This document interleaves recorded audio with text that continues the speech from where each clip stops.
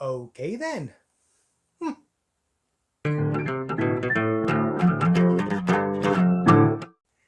Heat, written and directed by Michael Mann. Released in December of 1995 with a runtime of 2 hours and 52 minutes. Starring Al Pacino, Robert De Niro, and Val Kilmer. Also starring Jon Voight, Diane Venora, Amy Brenneman, and Ashley Judd. I wanted to add them in there as well because they did a fine job in this movie. As for the money, it had a reported budget of 60 million, a domestic take of 67 million, meaning it totally cleared that, a foreign take of 120 million, giving it a worldwide of 187 million. Less production costs gives it a box office profit of $127 million. Pretty good. Now let's look at these excellent characters. To begin with, every single character, even the most basic background character, is layered. They've got just extra little layers or extra little scenes of character about them. Let's kick it off with Al Pacino as Lieutenant Vincent. Wow, he was good. Really good character. Mean, tough, dedicated, a real bloodhound, a hunter, a prowler, as they said in the movie a few times. He stalks around seeking out his prey. Serious bad news cop. Not the guy that you want in front of the cameras for public relations. That ain't him. He'll rough up the informants. He'll threaten everybody. He'll manhandle anyone to get what he needs to get. He's a good guy, but he's a dangerous one. And I really liked him. He felt like he was one step shy of becoming Frank Castle. He was one bad day shy of being the Punisher. Brilliant lead character. Robert De Niro as Neil, a somewhat charismatic, charming, murderous bad guy. He portrayed such a nuanced character. You liked him, but he was not likable. He was definitely the bad guy, but at the same time, you really enjoyed seeing his character on screen. It was almost like he had the feel of an anti-hero, despite the fact there was nothing heroic about the guy at all. But a brilliant antagonist. My favorite sort of villain. Next up, you got Val Kilmer being Chris. Chris is again, charming, charismatic, but very cold, very distant. Very Val Kilmer, really. Other than, what was it? The Saint? I think that's the only movie I've ever seen Val Kilmer display a personality. Chris, for all his smooth look and his blonde hair and his kind of executive surfer boy kind of feel, he just also really felt like a threat constantly. You never know when he was going to snap. I found him perfect for that role. The role never asked more than what we're used to Val Kilmer delivering. It's almost like it wasn't really a character. It was just Val Kilmer with a different skin. It was like an unlockable character for the Kilmer collection. Kind of like how at one stage Tom Cruise was only ever Tom Cruise as a different character. As for the supporting actors, and boy did they support. For example, even Jon Voight, even though as Nate, even though he didn't have much to do in the story, when he was on screen, he grabbed you. His lines and his delivery and his look and his mannerisms, everything about his performance as Nate grabbed you. You wanted to hear what he had to say. You wanted to see where it was going. You wanted to know if he was going to betray them or not. You never knew if he was on their side or his own side. I personally still think he's on his own side. I reckon he would have sold them all out at a moment's notice if he could. But his character was just engrossing. I loved it. Diane Venora as Justine. Justine felt like a match for Al Pacino's Vincent. She was as tough as he was hard. She held her own and you knew it. She actually had Pacino's character going in circles. And it was great. We've got such heavy actors playing such heavy roles. You're kind of expecting the female leads to just get pushed over to one side and just be prop, just be a bit of scenery. No, I was very wrong and very happy. Yeah, the women in this movie hold up to anything the guys bring, and it is great to see. And Justine, again, was the perfect foil to Vincent's persona and temperament. She's another one you didn't know where that was going to go. You didn't know which direction she would take. Then you got on the other side, you got Ashley Judd. Unfortunately for Kilmer, Charlene outdid Chris at every turn, both as at evoking empathy and emotion, as developing character and depth, and you really felt for Charlene. It was quite clear that she was very much in love at one stage, and she missed that romance. She missed the relationship. She wanted that back again, no matter how Kilmer Chris was being at the time. I enjoyed their performance together, but she also held her own on her own very easily. Amy Brenneman, I feel like I've seen her in other things. I'll have to IMDb her a little later, but she was great as Edie. Edie was the vulnerable, sweet art girl. Actually, she's kind of the classic art girl look from the 90s. And I loved her on screen. She was really good. I was very worried for her because Neil is a very, very nasty, ruthless, bloodthirsty crook, and I wasn't sure how far his feelings would go. And when she ran away, when she freaked out finding out who Neil was, I thought, well, this could be a double tap to the back of the head moment. Thankfully, it was more heartfelt. You got the feeling not even she knew why she was going along with this, and she played that. And I really enjoyed watching Edie on screen. We didn't get to see too much of her, but I feel like for her screen time, it was perfect. As for the rest of the crew, you've got Michael, the kind-hearted family man and also cold-blooded killer. He was a real contrast.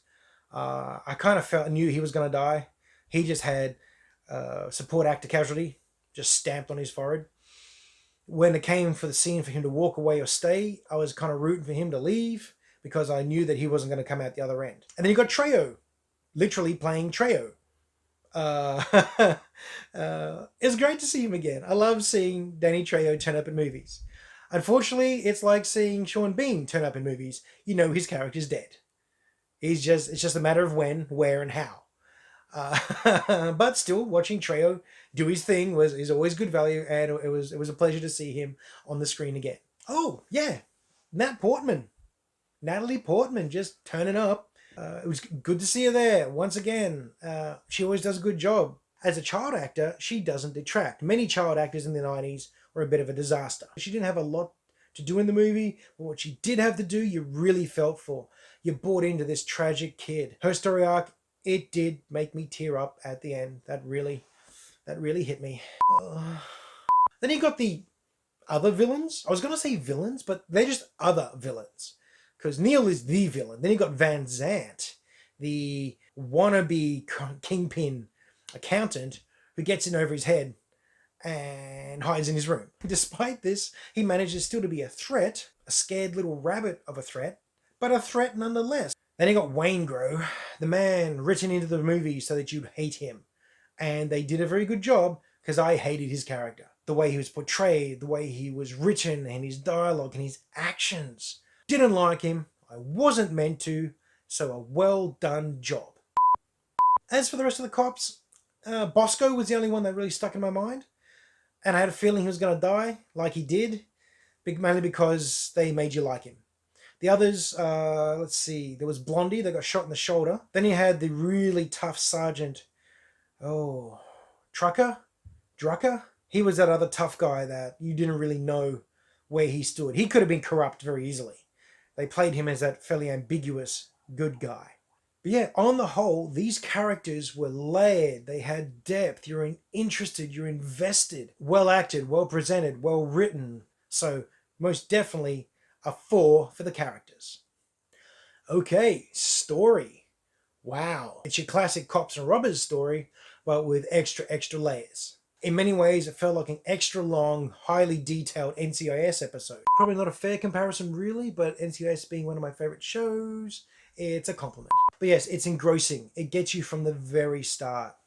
From the very start, you see Al Pacino's character in an ambulance uniform, and my first question is why? What's he doing? Where's he going? How'd he get it? You know, they're the first thoughts that spring to mind, and they never told you. But I had questions, interested questions, invested questions within the first 5 minutes of the movie. So I was in. The way that they told the story was amazing. They could have got lost in their own details very easily, and it was quite a complex and complicated way to tell the story, but they navigated it well. You never felt as a viewer lost or confused in the story unless you're meant to feel that way. Nice little moments of humanity, like when all the crooks are out to dinner, sitting around the table, laughing and enjoying each other's company like old friends. And it felt like that, much like when all the cops are out having dinner together as well. They had the flip side of that, and you got to see them do it.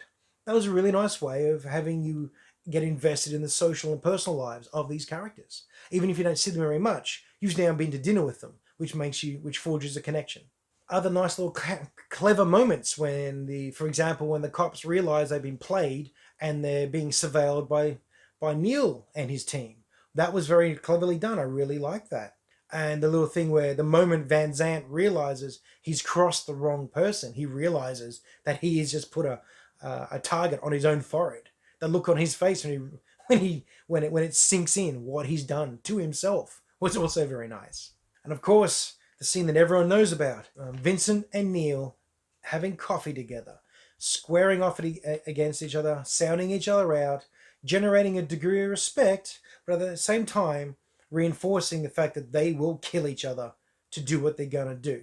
I keep wanting to do an impersonation of their voices when they're talking in the diner, except I'm not very good at those impersonations, and so I will not inflict that upon you. But no, that scene was incredible. And the scene leading up to it, getting pulled over on the highway, was quite tense as well. You weren't sure what he was going to do when he did catch up to Neil. You really didn't know where that was going. And I loved it about this story and the way it was done. You weren't 100% sure on how anything was going to play out. The bank heist. Watching that bank heist was excellent. The way they rolled in, they got it done, they blitzed on out of there, and the cops had no idea what was happening until Waingro influenced the situation and got them sold out by an informant.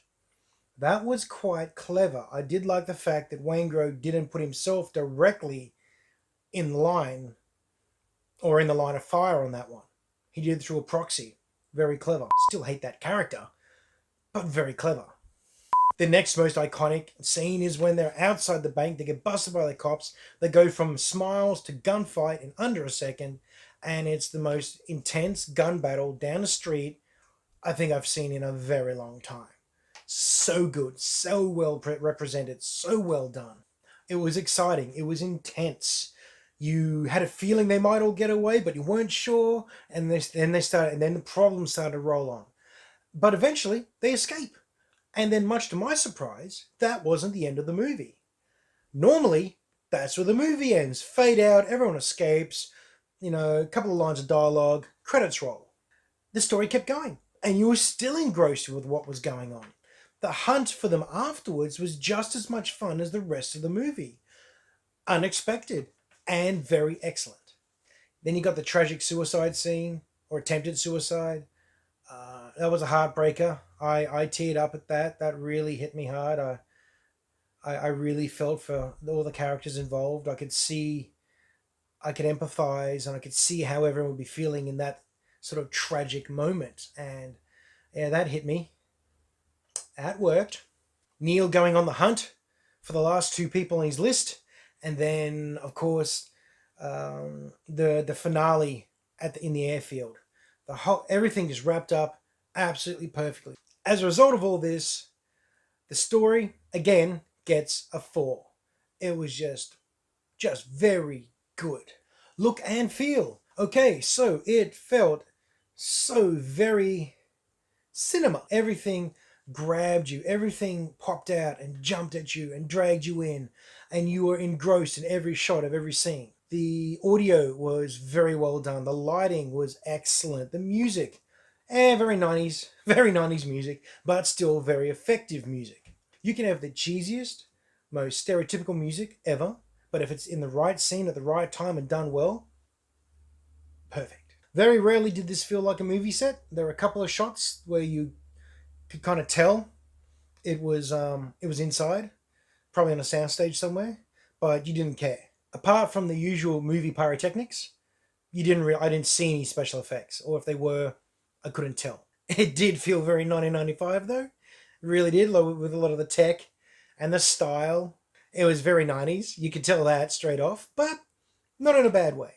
My favorite visuals from the movie have got to be the final scene when they're playing cat and mouse among all the buffers and the bunkers at the end of the airstrip. And the light and the sound keeps changing when the planes are coming over, and all the sounds roaring, and they scurry around, and then the shadow, then it goes past and goes all dark again. I loved that ever-changing environment for them to be hunting around in. That was very exciting to watch. It really made it incredibly tense, and the fact that the final giveaway for the final gunshot was a shadow was brilliant. The look and feel complements every other part of the movie. Another 4. All right, script and dialogue. What can I say? It's really good. Crazy good how they wrote this for these characters. What they did with these characters. Their actions, their motivations, their intentions. Again, I mentioned that Vincent and Justine, there was no one who's more dominant than the other in there. Like I said, Justine didn't just fold up and cower away because Vincent was talking. No, she told him exactly what she thought. And he just had to take it. And it was great. Every time Nate and Neil were talking, I enjoyed those scenes as well. That real dynamic there. You got the feeling that as tough as Neil is, he wasn't going to push Nate around. And Nate was careful and respected Neil. I really enjoyed that status quo between those two characters. Overall, the conversations and the dialogue was just engrossing. Unfortunately, though, the big downside for me in their dialogue was the excessive harsh language. It just means I can't share it with my family.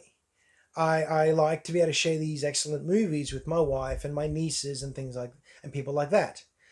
I just can't do it with this one. Now that is a personal preference. A lot of people who've seen this would just go, "What's your problem? Are you kidding?" There's nothing wrong with that. And hey, that's fine. That's up to you. But everything depends on your own point of view when you watch a movie. And for me, the language in this movie was a barrier because I can't share it with my wife because she won't appreciate that. But again, my personal opinion and just my takeaway from watching movies like these. It'll probably bother very few other people, but they're not reviewing the movie. I am. Disagree with me? By all means, because you're allowed to. That's perfectly fine. But that's just the way it affected me. On the whole, I'll be giving script and dialogue a 3.5. Yes, marked down for the reasons I gave you. However, all that aside, it was so well done. Very well written movie. Okay, fun factor. Oh wow, this movie was thrilling. Good guys got there in the end. Bad guys got busted. The really bad guys got taken out.